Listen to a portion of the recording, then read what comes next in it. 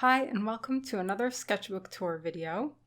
In this video I'll be showing you this sketchbook, which is a craft paper sketchbook A5 sized, and all of the drawings or doodles inside are made using black ink and a white and fluorescent red Liquitex paint marker. You might remember this sketchbook, which I showed you in a previous sketchbook tour video. I'll leave a link to the sketchbook tour video in the description and in the card above.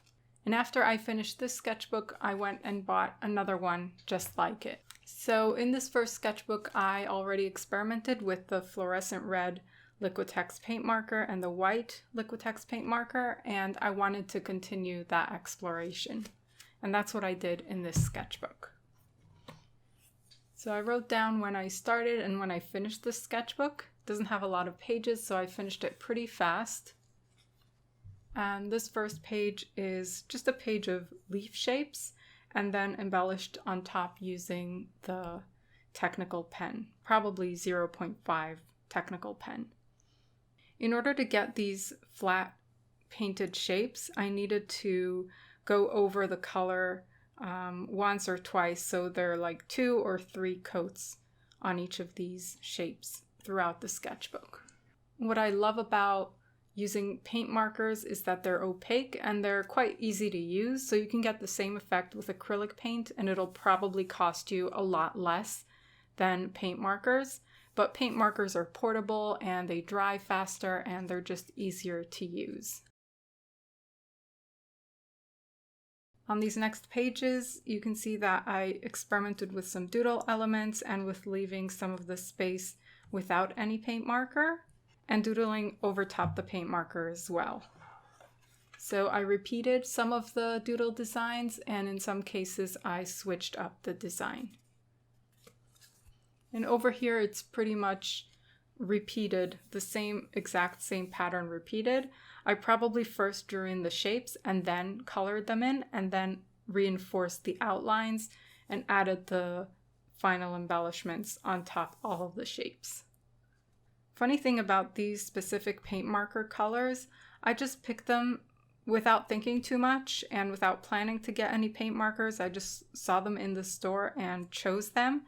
And a few weeks later, I went and bought a bunch of other paint markers, and I actually like these colors better than all the colors I ever got.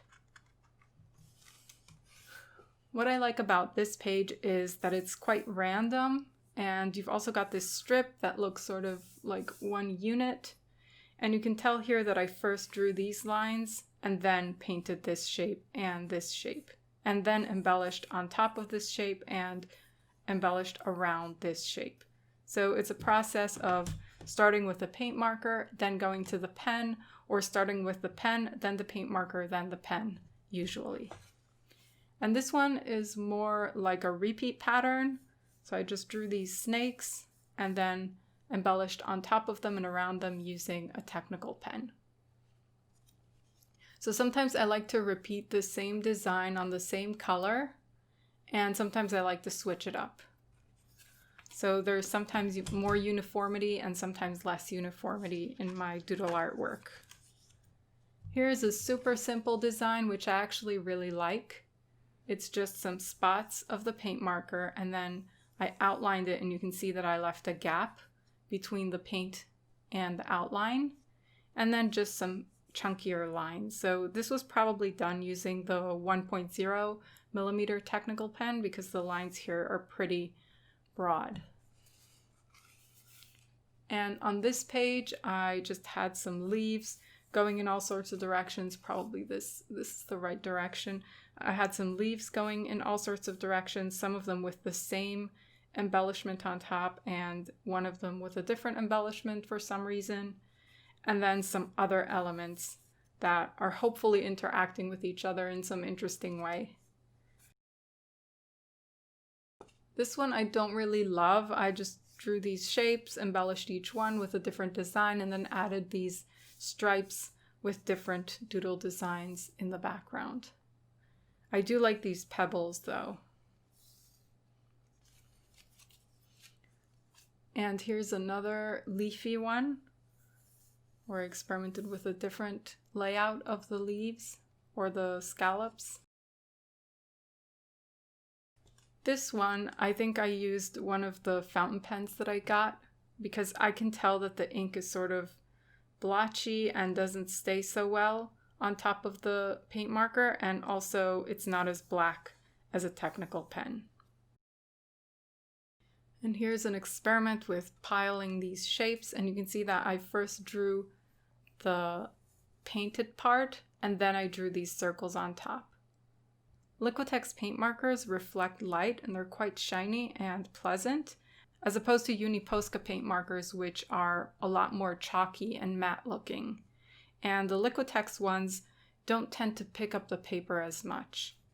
But they are pretty expensive, so if you want to experiment with something like this over craft paper, I would recommend just using acrylic paint and a paintbrush and some patience, or getting just 1 or 2 paint markers like I did here. Here's another experiment with leaves. So I really like flowy leaves. Here you can see I added the smaller leaves to fill in the negative space a little bit more. And you can see that it's different from this first one because first of all, these are skinnier leaves, and second, these leaves have an outline. So even though it's the same design, you can still get a different look from it. And if I were to do this with watercolor, which is something I probably did, it would look different as well. Here I tried to combine the simple shapes without any sort of embellishment and the more jumbly and dense doodle art, which I like to do. So for me, doodling in this style comes automatically. I can just fill pages and pages with this style, switching up the design and the direction. But I often feel that if the whole page looks like this, it's kind of uniform and boring, and I try to add chunkier, bolder elements to somehow create some sort of a composition. I don't always succeed.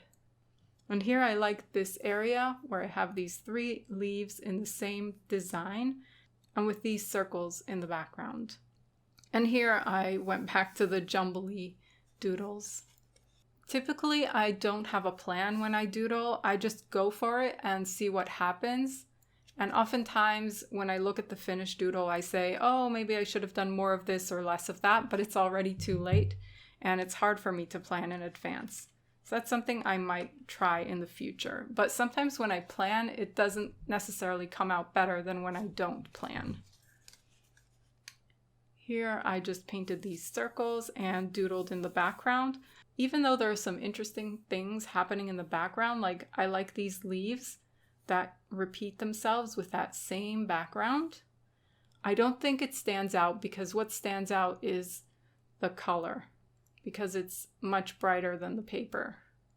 So that was an interesting lesson.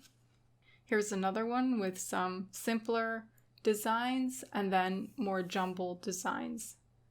So again, I can see that the color is stealing the show. You can't really tell what's going on too much in the black over craft paper because there's not as much contrast.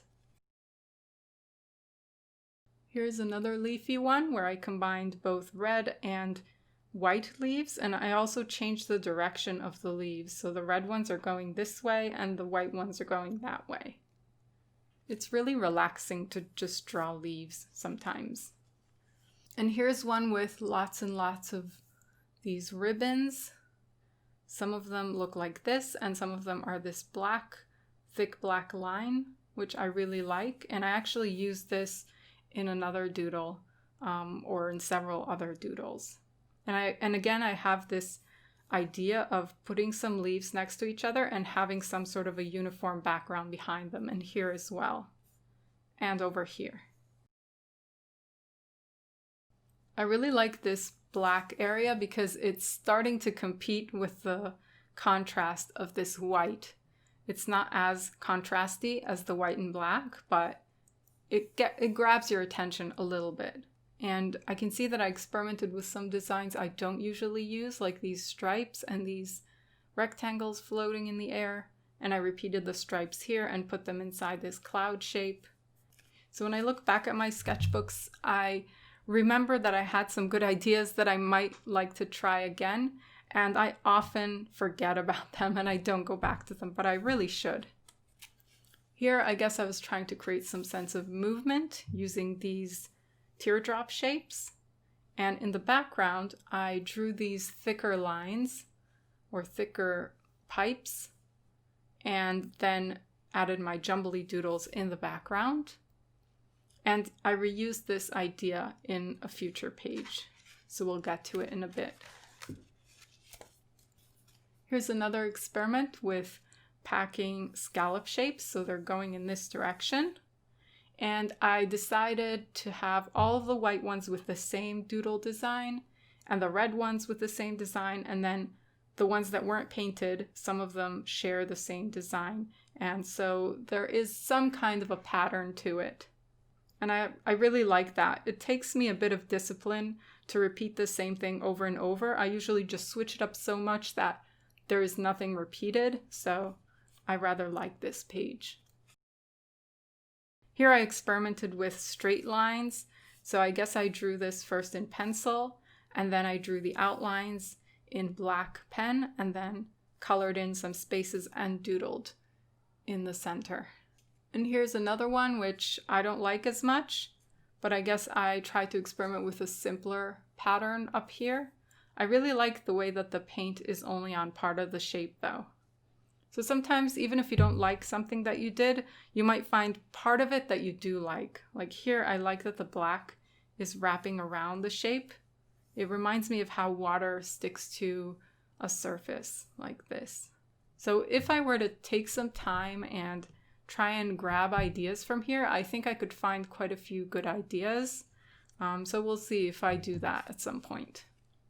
Here's another one with the leaves going in this direction and the jumbly doodles filling up the area here and the bolder designs over here. And I repeated this simple dot pattern on wherever there was red. Here's a super simple design. Sometimes I get tired of seeing all of the jumbliness and I want something simpler. It's just 2 leaves, some filled in scallops, and then these outlines that keep going out until they meet. And here's some more threads. I guess I tried a simpler design back here and I don't love it so much, but I do like the way that this area is sort of flowing from here out to here, and then these black areas, which remind me of outer space. Here's another scallopy one with some center view to outer space. And I also like this area where I had some discipline to leave some negative space untouched. I usually just fill everything with pen. And here's one where I added some spots using the white. And again, I had to go over these with 2 coats or 3 coats to get them to be this solid white without any streaks. And then I just used the jumbly doodles on top. So it's really satisfying because it looks like stickers on the page because it's so opaque. Here's another one with quite a few ribbons going in all sorts of directions and outer space again. And another ribbony one. I really like this one with all the circles in it. Remember that a few pages ago, I told you that I reused this design. So here it is. First I added these circles and then I completely ignored them and just drew these pipes with a thicker pen and then doodled the jumbly doodles in the negative space left over. And over here, I used the same idea, but I have a different sort of colorful background. And the pipes are no longer going just in this direction and this direction. They're flowing in all sorts of directions. So this was a fun experiment and I actually really liked the result. Here's another leafy one. So again, for me, something like this takes a lot of discipline to just repeat the same thing over and over, rather than doing my jumbly doodles that I get to switch every few seconds. And I really like this page. I don't know why I never came back to this sort of idea. To me, it looks a lot like Native American art for some reason.